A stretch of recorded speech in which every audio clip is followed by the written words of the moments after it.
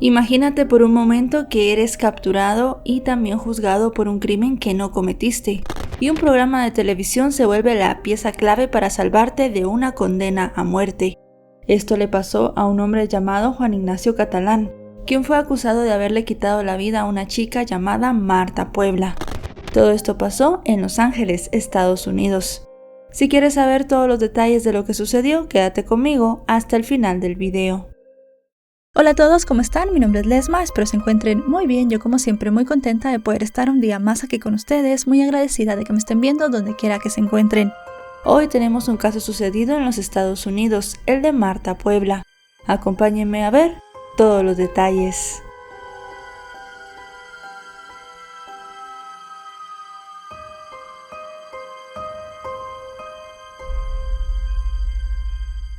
Antes de iniciar este video quería comentarles que mi libro En el laberinto de sombra ya está disponible para ser comprado en la plataforma de Amazon.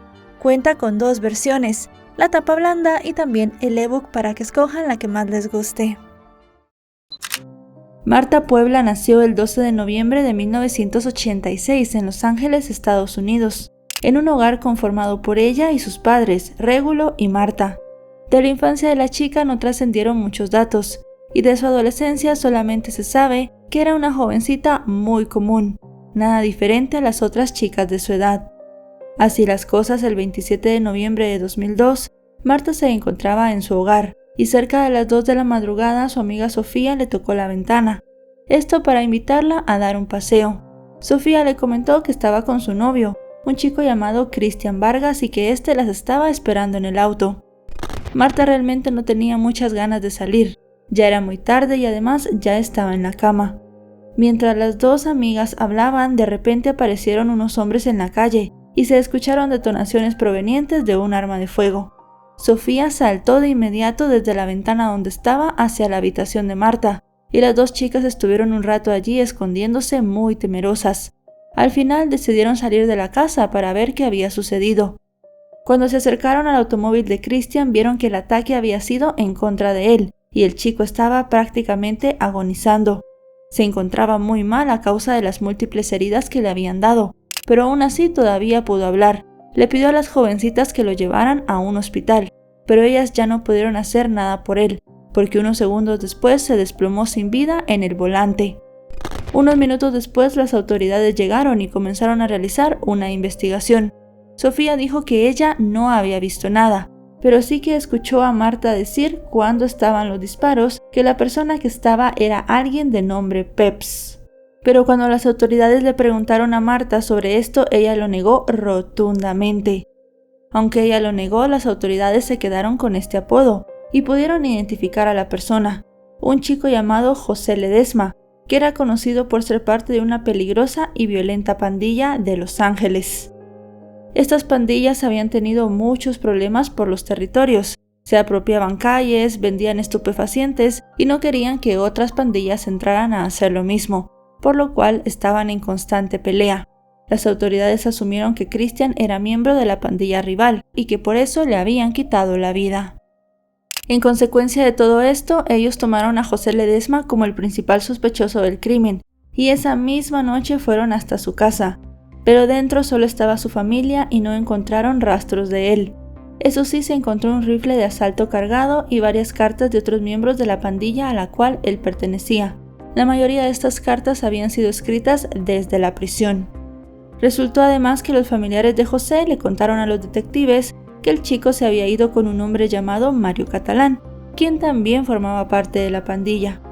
De Mario se sabe que era de origen mexicano y provenía de una familia muy honesta. Pero él desde pequeño se dejó influenciar mucho por su entorno y comenzó a involucrarse en el robo de autos junto a su hermano Juan Ignacio. Era muy raro para los vecinos que los chicos fueran tan rebeldes e hicieran cosas tan fuera de la ley, porque su padre era un mecánico considerado una persona muy honrada. Luego de algunos robos, los hermanos terminaron en la cárcel y esto fue algo que afectó mucho a Juan Ignacio.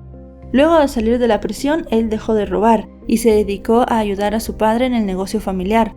Este hombre tenía su propio taller, así que Juan Ignacio pensó que eso era una oportunidad para su vida mucho mejor que estar delinquiendo. El que no cambió para nada fue Mario, y él siguió robando y luego de eso se unió a la pandilla.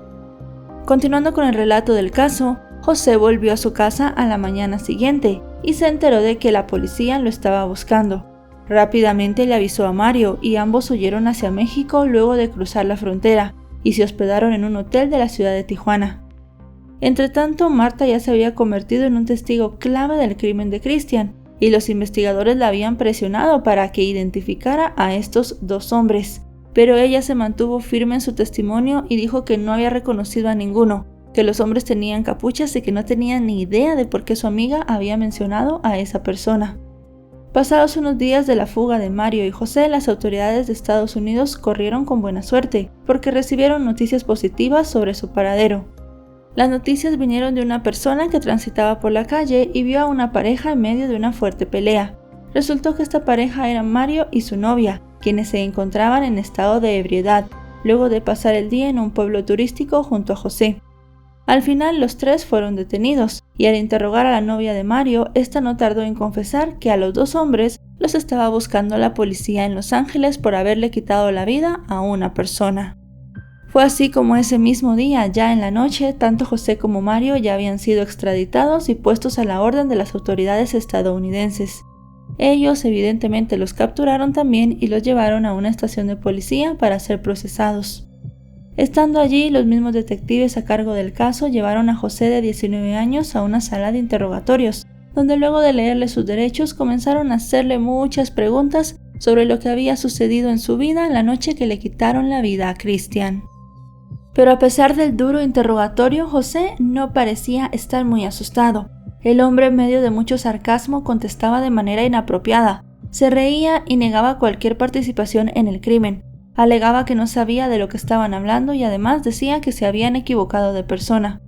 Como no cedía ante la presión y no aceptaba tampoco ser acompañado por un abogado, los detectives decidieron jugar una carta que luego traería consecuencias lamentables.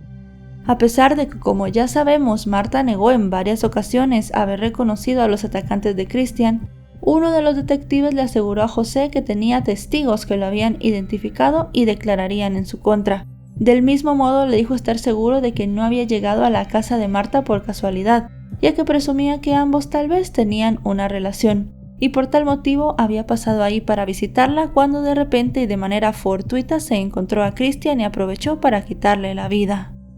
No conforme con esto, el detective, en un acto todavía más irresponsable, ya que las autoridades deben proteger la identidad de los testigos, sobre todo tratándose de un caso en el cual se involucran a pandilleros, él le enseñó una serie de fotografías a José, entre las que estaba una de él con un círculo rojo en el rostro, acompañado de las iniciales MP. Además, la imagen tenía una frase en uno de los márgenes que decía: "Ese es el tipo que le disparó al novio de mi amiga", y presuntamente había sido Marta quien había firmado esto. Todo este interrogatorio fue grabado, como suele hacerse y como corresponde legalmente, así como también lo era mentir a un sospechoso como lo hizo el detective con respecto a la acusación. Esto era simplemente una maniobra para lograr una confesión de José. Pero pese a esto, él seguía negando su participación en el crimen, y mientras estos detectives intentaban sacarle una confesión, otros comenzaron a revisar el automóvil en el cual él y Mario habían huido a México. De este lograron recuperar un arma de fuego, que eventualmente se relacionó con la muerte de Cristian y con otro delito cometido previamente. Así en más, el agente, viendo que no lograba nada con José, decidió hablar con Mario y comunicarle lo que se había incautado en su vehículo, para luego encerrarlos a los dos juntos en una celda que previamente habían instalado con micrófonos. Querían que ellos dos se pelearan y se incriminaran mutuamente. Esa noche José hizo una llamada desde la prisión, que si bien se grabó, las autoridades no tuvieron en cuenta hasta mucho tiempo después, y esta además tendría un gran impacto, como veremos más adelante. Así las cosas, la policía no logró que estos hombres se incriminaran entre ellos, ni que tampoco dijeran una palabra de lo que había sucedido la noche en la que se le quitó la vida a Cristian. Con esto, el 1 de mayo de 2003, José y Mario fueron llevados a juicio. En el mismo figuraba Marta como testigo clave para la fiscalía, pero al subir al estrado la jovencita mantuvo su relato y aseguró no haber visto bien a ninguno de los dos hombres que estaban allí como responsables del crimen. Sin embargo, aunque ella no había declarado en el juicio, 11 días después, el lunes 12 de mayo de 2003, Marta, de 16 años, pasaba el día junto a su familia y aproximadamente a las 10:30 de la noche se sentó en la acera del frente de su casa para conversar con un amigo que se identificó como Lucas. De pronto un hombre se acercó a ella por detrás y le preguntó cómo se llamaba, a lo que ella le contestó que Marta, preguntándole al hombre si la conocía. Y sin mediar más palabras, el sujeto sacó una pistola de su sudadera y le dio un disparo en la cabeza a la chica, impactando en su ojo izquierdo. En vista de lo cerca que fue el ataque, el disparo dejó hollín y marcas de quemaduras en la mejilla de Marta, quien quedó tendida en la acera sin vida. Alarmada por los disparos y queriendo saber qué había sucedido con Marta afuera de la casa, la madre de la chica salió corriendo y se encontró con la terrible escena. Marta estaba boca abajo con las piernas abiertas y los ojos a medio cerrar. Su suéter, que era blanco, estaba lleno de sangre, mientras que su amigo, impactado y aterrado por lo ocurrido, solo salió corriendo. Obviamente se llamó a las autoridades y la policía llegó en unos minutos. La zona fue acordonada para proteger la escena del crimen y se comenzaron a marcar todas las piezas de evidencia que podrían ayudar a resolver lo que había sucedido. Ya en este caso, la persona que se convirtió en el testigo fue Lucas, el amigo de Marta, que fue interrogado curiosamente por los mismos detectives que estuvieron a cargo del caso de Christian. El joven no pudo identificar con precisión al atacante de Marta, pero dio una descripción muy genérica de una persona. Lo describió como un hombre de rasgos hispanos, calvo y con bigote, datos que fueron plasmados por un experto, quien dibujó un retrato hablado según la vaga información aportada por Lucas. A raíz de esto, inmediatamente los detectives vincularon el ataque de Marta con la pandilla a la que pertenecían los dos hombres que le habían quitado la vida a Christian. Estaban seguros que se trataba de una represalia en contra de la joven por haber declarado como testigo en el juicio de José y Mario. Pero era también un poco raro porque ella ni siquiera los había expuesto, es más, había dicho que no los identificó. Pero la policía comenzó a buscar en sus registros todas las fotografías que tenían de los integrantes de la pandilla, además de familiares y personas cercanas que pudieran querer cobrar venganza por ellos. Entonces ellos dieron con una imagen que supuestamente encajaba perfectamente con el retrato hablado, y además, según su opinión, tenía todas las características necesarias para ser el responsable del ataque. Así las cosas, el 13 de mayo de 2003 llegaron a la casa de Juan Ignacio Catalán, que tenía 24 años en ese momento, y sin dar la mínima explicación ni motivos lo esposaron, y se lo llevaron detenido como el presunto autor material de la muerte de Marta. Recordemos que Juan era el hermano de Mario, y aun cuando el joven llevaba una vida tranquila, trabajaba con su padre, era un ciudadano casi ejemplar y para el momento de los hechos había conformado una familia, como siendo adolescente había delinquido junto con su hermano, para la policía esto ya era un historial preocupante y se convirtió en una huella que lo marcó de por vida. Ya en comisaría, los detectives comenzaron a interrogarlo de la misma forma que habían hecho con su hermano con anterioridad. Le mostraron una foto del chico que estaba con Marta y dijeron que él lo había identificado como el atacante de la joven. Sin embargo, Juan le repetía una y otra vez que él no sabía de qué hablaban, que no tenía nada que ver con lo ocurrido e incluso rogaba que lo sometieran a un detector de mentiras, pero los agentes se negaron a sus peticiones. Además, aunque aseguró jamás haber visto a Marta en su vida, resultó que él sí estuvo presente en el juicio de Mario y la había visto declarar como testigo. Este motivo se sumó a las sospechas de los investigadores, que pensaban ya que el hombre mentía. Fue entonces cuando un conocido abogado, luego de enterarse del caso, por algún motivo decidió defender a Juan, ya que consideraba que las autoridades habían dado un alegato absurdo. Según su criterio, no había ninguna prueba que demostrara su culpabilidad. En ese sentido, Juan fue llevado a prisión durante 6 meses, tiempo en el cual su representante legal elaboró su coartada, la cual parecía bastante sólida.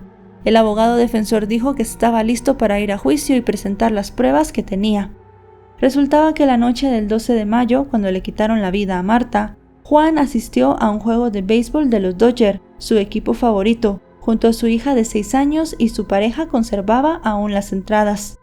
Durante el juicio, el abogado presentó estas como pruebas, pero fueron desestimadas, bajo el argumento que cualquiera las podría haber comprado y podía habérselas dado a la mujer de este hombre para establecer una coartada. Las entradas no estaban personalizadas, no tenían un nombre o una identificación, que pudiera decir que exactamente él había estado en el partido.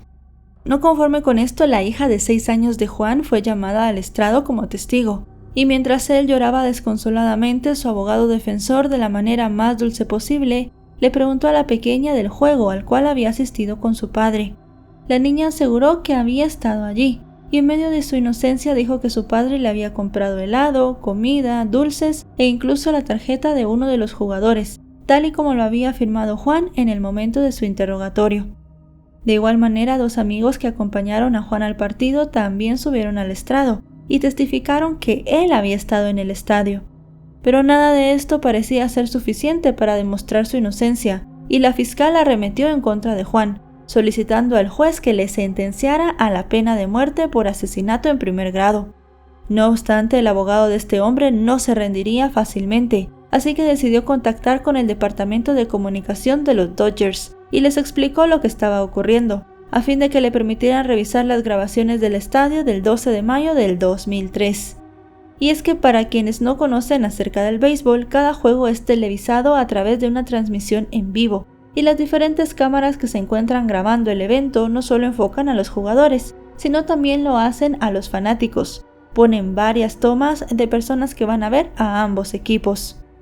Así, tras recibir una respuesta positiva, el abogado de Juan tuvo acceso a todas las grabaciones y se dedicó a revisar cada una de las cintas, con la esperanza de que entre alguna apareciera Juan. De pronto, casi como un milagro, consiguió una toma en la que se podía ver a Juan disfrutando del juego al lado de su hija. Pero además de estar muy borrosa, la fecha y la hora de la grabación correspondían a los primeros minutos del partido, es decir, que existía una considerable separación entre esa hora y el momento en el que Marta fue atacada. Así que la fiscalía podía decir que Juan estuvo un rato en el juego y luego fue a quitarle la vida a Marta.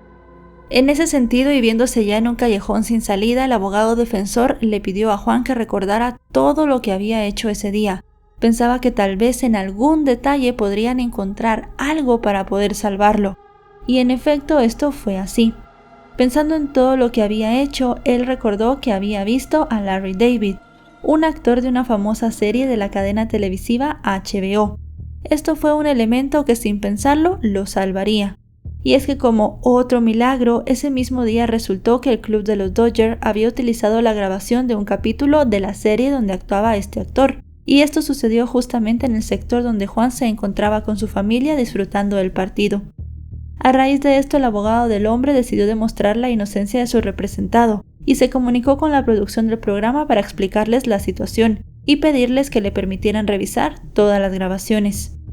Inicialmente se mostraron un poco reacios con la solicitud, en vista de que el capítulo no había sido transmitido, pero fue el mismo actor Larry David quien, tras conocer lo que estaba ocurriendo, autorizó al abogado de Juan para ver las imágenes. Fue así como el hombre se puso manos a la obra y comenzó a ver muchas horas de grabaciones. Revisó todas las cintas, tratando de buscar una imagen clara de Juan entre las más de 28,000 personas que habían acudido al estadio ese día. Después de varias horas de revisar algunas cintas y ver que Juan no aparecía en ninguna, el abogado ya casi estaba perdiendo las esperanzas. Pero como un golpe de suerte encontró una toma en la que se podía ver claramente a Juan de la mano de su hija, mientras caminaban hacia su asiento. Esto fue muy extraño para todos, ya que el asistente de dirección del equipo de la serie aseguró que no estaba permitiendo el paso de ninguna persona por allí, ya que era justo el momento en el que estaban grabando una escena, pero por algún motivo se les permitió a Juan y a su hija el paso hacia sus asientos. Por fin parecía que el abogado al final tenía una prueba para corroborar la inocencia de Juan, y así salvarlo de una cadena perpetua o incluso de una pena de muerte. Pero entonces surgió otro problema, y si bien era cierto que las imágenes contaban con el registro de la fecha y hora en la que fueron grabadas, el material audiovisual marcaba las 9:03 p.m. y el ataque de Marta había sucedido a las 10:30. Y evidentemente todavía había mucho tiempo entre esa imagen y también el ataque, y este fue un alegato que presentó el fiscal. Pero el abogado de Juan aún tenía un as bajo la manga, ya que la esposa del hombre había intentado contactarlo ese día varias veces cuando finalizó el partido, pero él no había podido comunicarse. El letrado previamente había contactado a la empresa telefónica para verificar la ubicación del hombre en ese momento, y aunque inicialmente no fueron muy receptivos, finalmente accedieron. Entonces se realizó una triangulación y rastrearon a través de las antenas que a las 10:10 de la noche el hombre aún estaba en el estadio. Esto comprobó su inocencia de manera irrefutable, ya que era imposible que fuera del estadio a la casa de Marta en 20 minutos. Pero a pesar de todo esto, la fiscal insistía en que Juan era culpable. Eso sí, era la jueza la que tendría la última palabra. Ella dio por terminada la última audiencia y procedió a revisar cautelosamente cada una de las pruebas. Unas horas después, la magistrada decidió desestimar el caso, y luego de tantos obstáculos para poder comprobar su inocencia, finalmente Juan Ignacio Catalán fue dejado en libertad. Al salir de la audiencia, lo primero que hizo fue abrazar a su hija en un momento muy emotivo. Luego se acercó a su esposa y finalmente se fundió en un abrazo con su abogado, demostrándole todo su agradecimiento, ya que siempre había creído en él y no se había rendido. Sin embargo, esto no quedó allí, ya que Juan demandó a la ciudad de Los Ángeles por una mala conducta policial y recibió una indemnización de $320,000. Esto en vista de que los detectives responsables del crimen habían actuado con negligencia, al basarse en un retrato hablado muy vago y solamente en la relación que tenía el hombre con su hermano Mario. Pero aun cuando la atención de los medios estaba puesta en la historia de Juan, que era por demás asombrosa, se tenía que continuar con la investigación del caso de Marta, ya que ella también merecía justicia. Fue así que llegó el año 2005 y los agentes del FBI, como parte de algunas averiguaciones hechas de crímenes cometidos por la pandilla, los involucraron también en el crimen de Marta. Resultó que gracias a un acuerdo de culpabilidad al que habían llegado 3 miembros de la pandilla para evitar la pena de muerte, se pudo resolver el caso de la joven. Estos 3 miembros eran José, un hombre llamado Raúl Robledo y otro llamado José Covarrubias. Este último se cree que fue el autor material del crimen de Marta. Para este punto, los investigadores incluso pensaban que había un cuarto involucrado que había escapado a México. Pero ¿cómo llegaron los agentes a identificar a estas personas? Pues como recuerdan, les dije que José había hecho una llamada el día que lo detuvieron, y fue esa llamada que los terminó identificando. Recordemos que cuando fue el juicio original, esta llamada no se utilizó, y es que uno de los detectives a cargo del caso testificó que fue mal transcrita en 2 oportunidades. Pero al ser escuchada por los agentes que llevaban a cargo la investigación, se conoció que José había llamado a Javier y le preguntó si conocía a Marta, identificándola como M e indicándole una referencia de dónde vivía la chica. Luego, entre algunos códigos utilizados entre ellos para comunicarse tanto en inglés y en español, le indicó que quería desaparecerla, ya que la consideraban una soplona. Le pidió también que el crimen se hiciera con un perfil bajo y que evitara a toda costa que la policía lo atrapara. Y aun cuando Marta no acusó a José en el juicio por el ataque a Cristian, para el hombre no fue suficiente y ya tenía el plan puesto en marcha.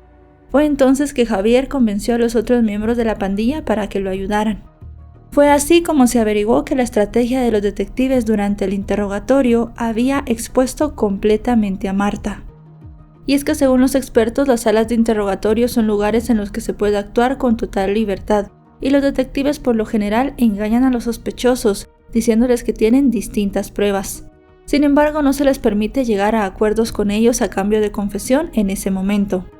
Pero tal como lo mencionaron luego algunas personas muy importantes en la policía, si bien se permite hacer de todo en los interrogatorios, no es necesario exponer a un testigo, y mucho menos dar la identidad de alguien, algo que evidentemente puede determinar cómo acabaron las cosas para Marta.